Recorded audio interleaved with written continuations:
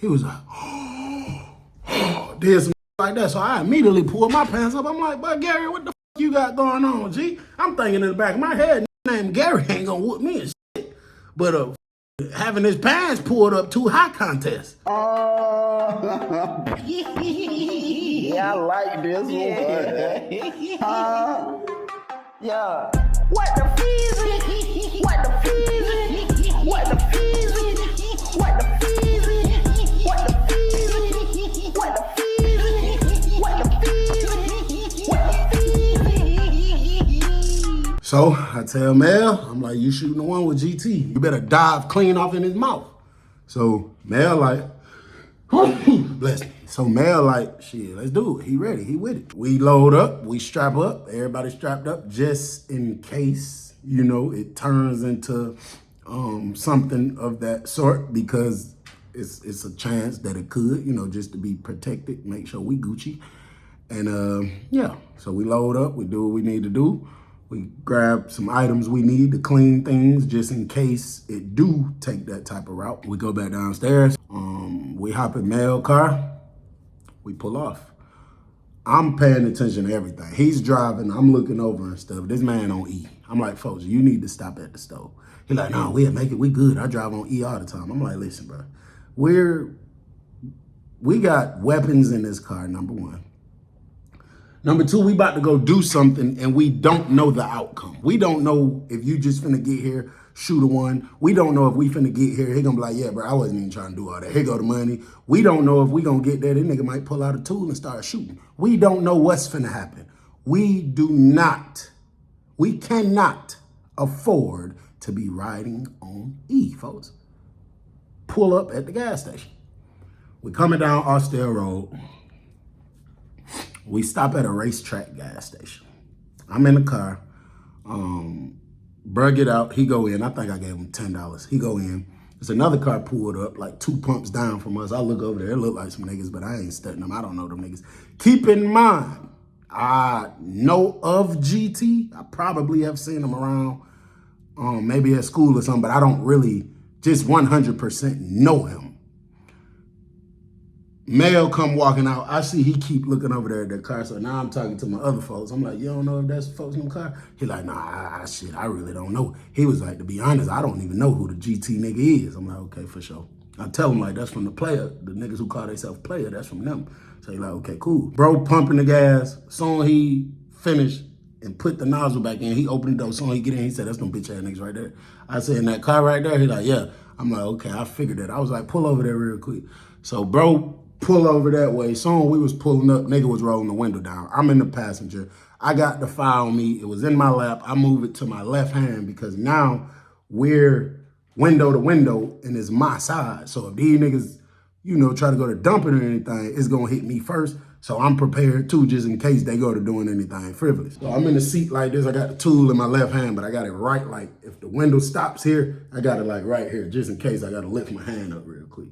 So we pull up, I'm like, what sign is GT? I kind of say that just to get his attention, really to make sure that's him. Cause like I say, I've seen him, but you know how that shit go, man. I ain't really know that nigga for real. I'm like, what sign is GT? He like, shit, what's up? But I could tell by the way he was over there kind of moving, he probably had pipe on him too. I'm like, what we doing? I thought you just said go to the park. He like, shit, we on the way. We just had to get some gas. So I'm looking, it's them two, is one more nigga in the back seat. I couldn't really tell if somebody was on this side because the window was tinted. I was like, bro, we could just kill all this shit right now. Just go on, send that tab or go on, throw me that gas real quick, bro. And it'll be over with. He was like, man, over with, shouted that shit, over with, man. Meet me at the park, man. Meet me at the park, man. I was like, all right. I was like, go ahead, folks. So bro pull off, we driving. In the process of us driving, nigga called my phone again. I'm like, yo, man, don't be copping no, listen, bro. Don't be copping no, please, now. Don't be copping. I say, fuck, nigga, YBN don't cop, please, bitch. It really pissed me off at that point because, nigga, I'm not copping, please. I'm not running. I'm not scared. I just feel as if it's smarter to make a different choice because we're doing this for what? We're doing this for what? $100? And that's another point about this story, bro.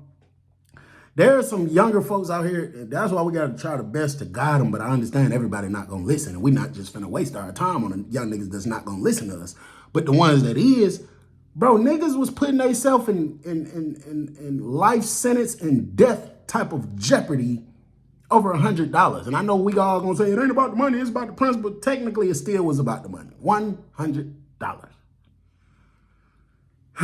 We get to the park.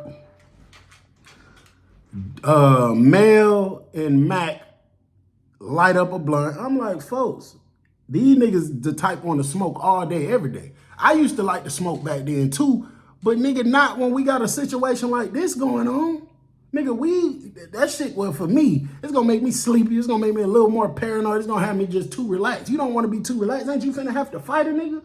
So he telling me he good. Weed don't do him like that. He could still function, blah, blah, blah. I'm like, all right, whatever. Bro, after about 15 minutes and I keep calling GT and I'm not getting no answer, I immediately get paranoid. The park that we're at is surrounded by woods, but it's a neighborhood right here, like in front of us. It's a big ass neighborhood, and then here are all the woods. So I'm telling them, like, bro, I feel like this a trap. He's like, what you mean? I'm like, why was folks so enthused for us to get to this park? Now we get here. We know it's a cut through them woods. And ain't nobody here, bro. He like, so what you think? I'm like, I think these fuck niggas trying to ambush us through these woods some type of way. Mel and Mac both go to laughing. Immediately pissed me off because what the fuck is funny, folks? I'm not laughing. I'm not joking. I'm not kidding. None of that at all. Why are y'all laughing? But these niggas high. They think, you know. So they telling me I'm tripping. This ain't that. Blah, blah, blah, blah, blah. I point my fire to the woods. I'm like, bro, I could have just sworn I heard some leaves or something cracking. They telling me I'm tripping. They didn't hear nothing. I feel how I feel. I told them I'm finna put one in the woods just to see. Because, like I say, I didn't personally know GT. But what I did know about that group that called themselves player, they not no hoes. They usually stand firm on what they say. They're known for that. Considering that YBN is new, we gotta stand firm on some shit too. Then they gonna be like, damn, YBN smashed on them niggas call themselves player, and now we're a household name. I tell them to move. They telling me I'm tripping. I shoot one time randomly into the woods. I kind of shot kind of low because it is houses over there. Boom! The second I did that, you heard all sorts of noises, like nigga retreating. Mel talking about that's a deer. As soon as the word that's a deer came out his mouth, it was motherfucking shots fired. We running, ducking, jumping behind shit. And you know, it was shots fired on both ends. It was shots coming and it was shots going. And for all the people that love me and want to look out for me and gonna be like, Bill, don't be talking about that. Trust me, I know what I'm doing. So now that we got that under control, it was shots fired from both ends. Once we were completely done, I mean, empty, we hopped in the car and swerved off. I go to calling bro phone back, blowing his phone down, ready to talk shit. No answer.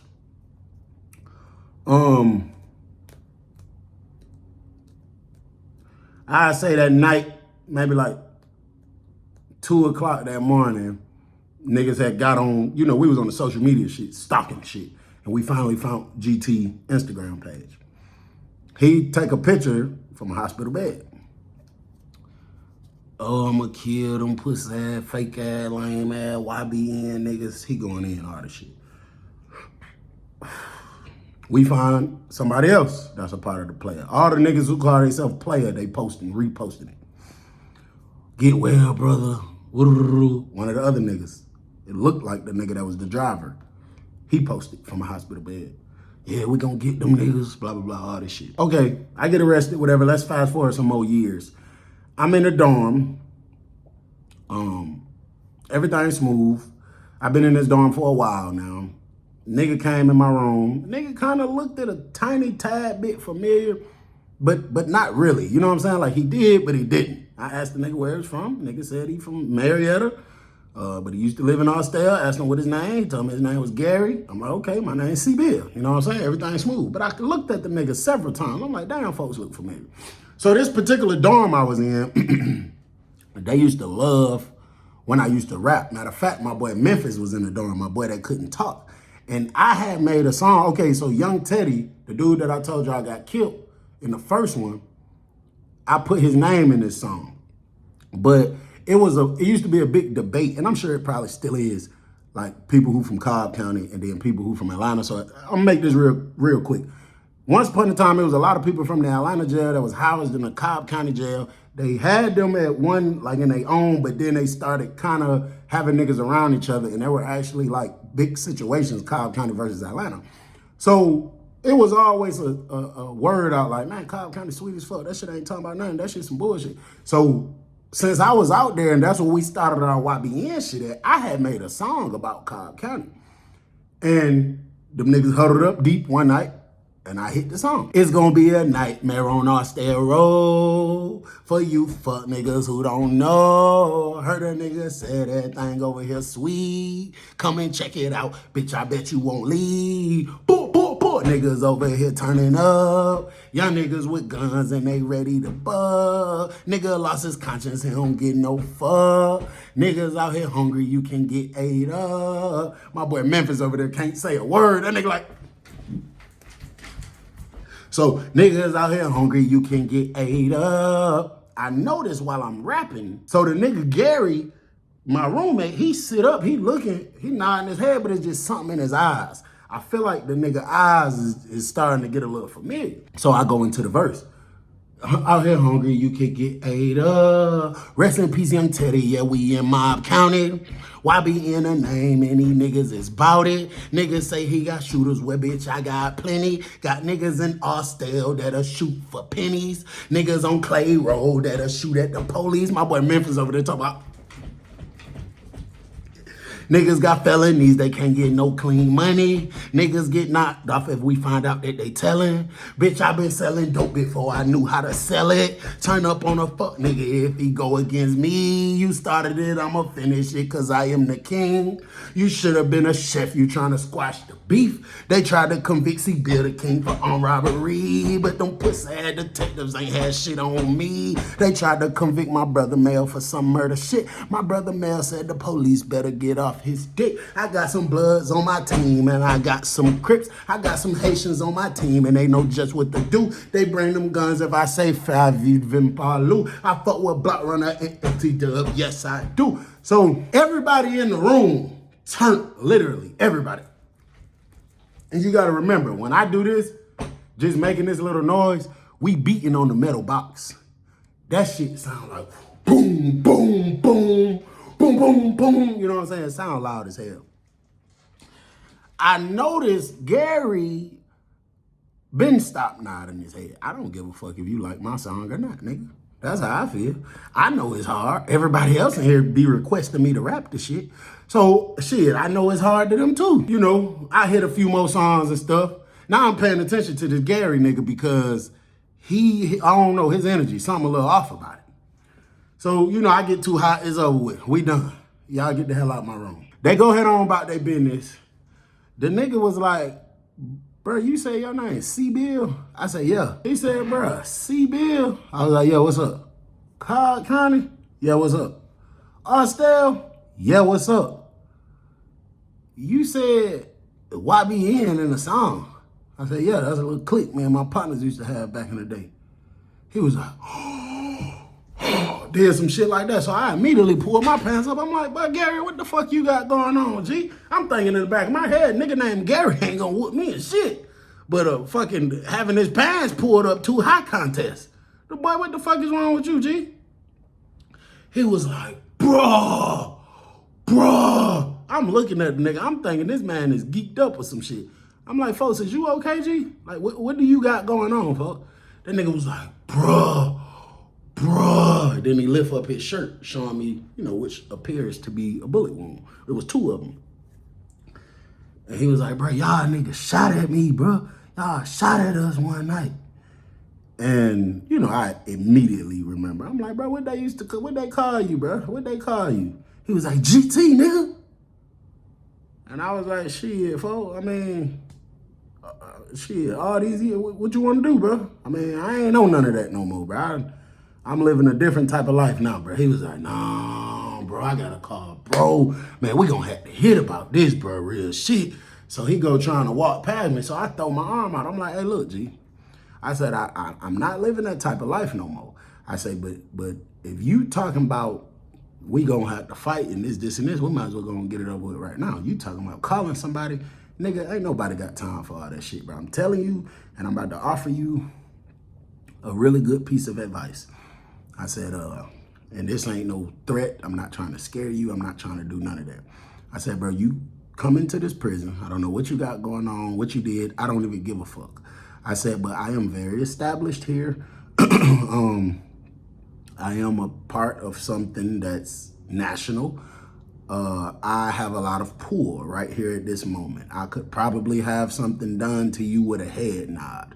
I said, now I'm telling you, I'm not living like that. I will fight you, but if you think we finna just have some kind of ongoing beef from some shit, damn near 10, 12 years ago, I'm not finna play with you, bro. So it's up to you. You know what I'm saying? So he was like, yeah, bro, that shit just crazy, bro. I always said, boy. And then he stopped talking. I knew he was basically saying, I always said, I'm gonna get y'all fuck niggas.